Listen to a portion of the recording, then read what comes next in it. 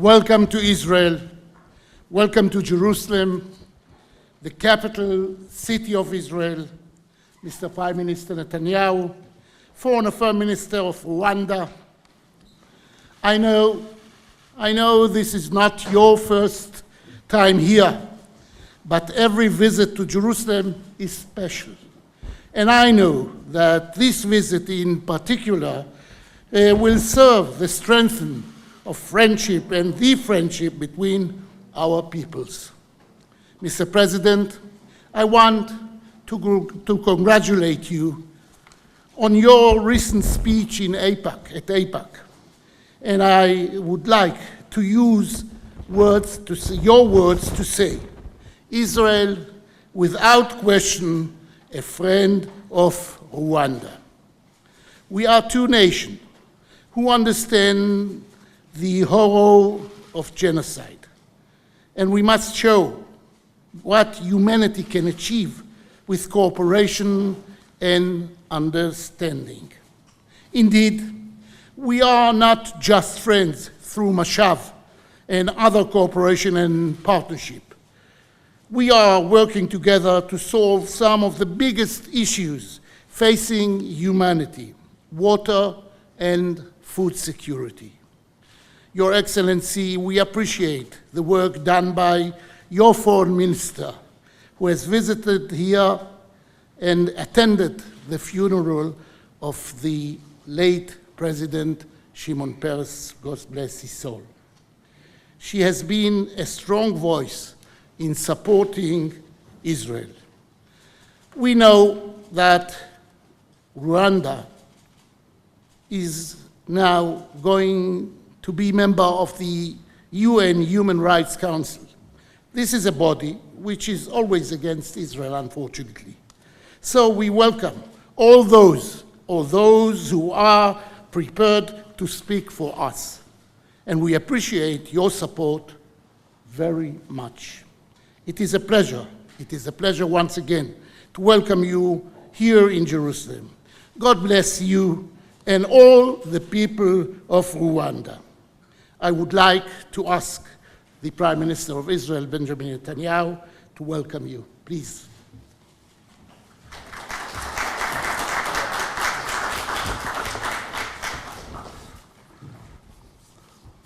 Thank you, President Rivlin, for expressing what all Israelis feel when it comes to Rwanda, when it comes to you, President Kagame, your foreign minister, your delegation. You are welcome from the heart, from our hearts, to the heart of our people, Jerusalem. You are coming back here. This is not the first time. But I can say that in one of our earlier meetings, I'd voiced the hope that Israel could come back to Africa in a big way, and that Africa could come back to Israel in a big way. And we discussed this for some time. And you said, well, I think I can help. And in fact, you did help.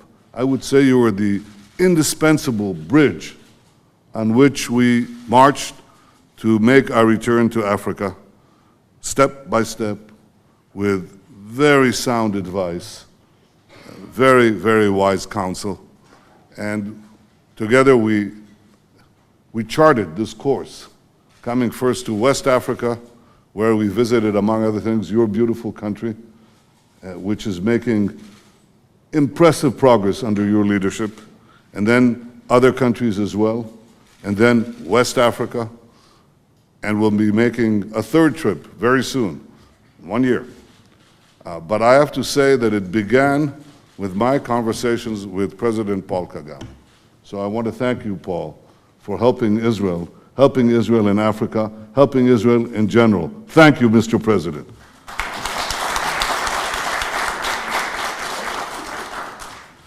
President Rivlin has already mentioned the fact that we possess, both of our peoples, a tragic legacy, ours in the Holocaust, you in the great genocide that befell your people.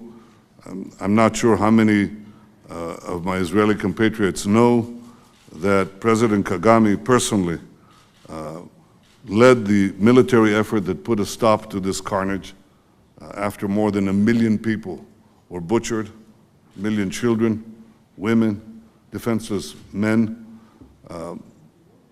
And with your courage, you put an end to this and began rebuilding this torn nation.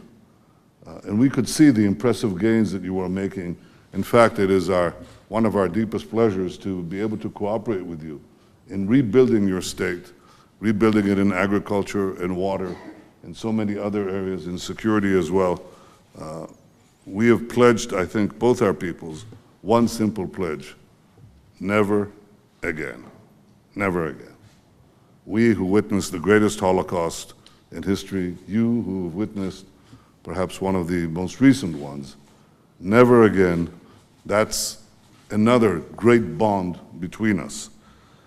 You have been a consistent friend to us, first in our bilateral relations. We don't forget that your foreign minister visited us during our travails in Gaza. You sent her as a show of friendship and solidarity. But we also see how you stand up for Israel in international forums. You already express a simple principle that we believe in. That is that bilateral relations should be reflected in multilateral forums. There is a distance, obviously, between us and quite a few nations still. We saw that in the absurd vote in UNESCO that said that, King David there, depicted there with a harp, King David was not in Jerusalem, he was in Tibet. His son, Solomon, didn't build the temple here, he built it in South America, I don't know. I mean, it's absurd, the whole denial of history, the denial of the Bible. These absurdities still take place in international forums, and they do damage to those forums. They cannot change the truth. But it happens to be my hope that over time, over a decade, this will change in international forums. There's one country that I can say categorically, it doesn't require a change. It already speaks its mind and speaks the truth in our bilateral relations and in the international relations. And that's Rwanda, under the leadership of President Paul Kagame. This is why, another reason why, we welcome you here in Israel with open hearts, open arms. Welcome, Mr. President.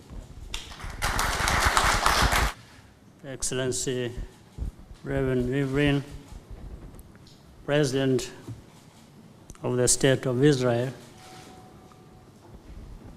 Right Honorable Prime Minister, my friend Benjamin Netanyahu, senior officials, distinguished ladies and gentlemen, dear friends.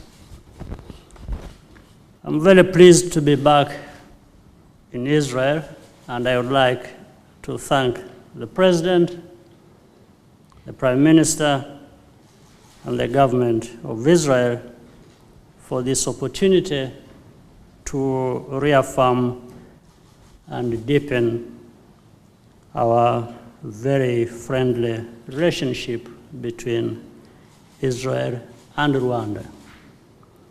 Cooperation between our countries has blossomed in many areas, among them technology, and agriculture, and energy, as well as security. We appreciate what Israel has to offer in these and other fields, and we are very happy to be working with you. Trade and investment links have also multiplied.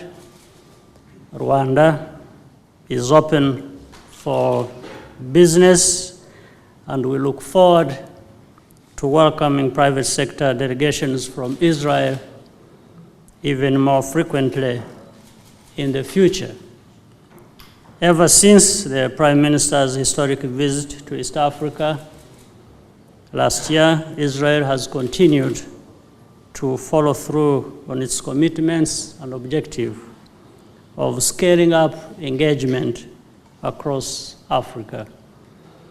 This is a very positive trend which can only be welcomed and merits our support. We are looking forward to reinforcing our collaboration with Israel on common challenges and issues of mutual interest. Thank you once again for the very kind words from President Rivlin, Prime Minister Benjamin Netanyahu, and thank you once again for hosting our delegation today and for honoring the special ties of friendship that connect our nations. Thank you so much.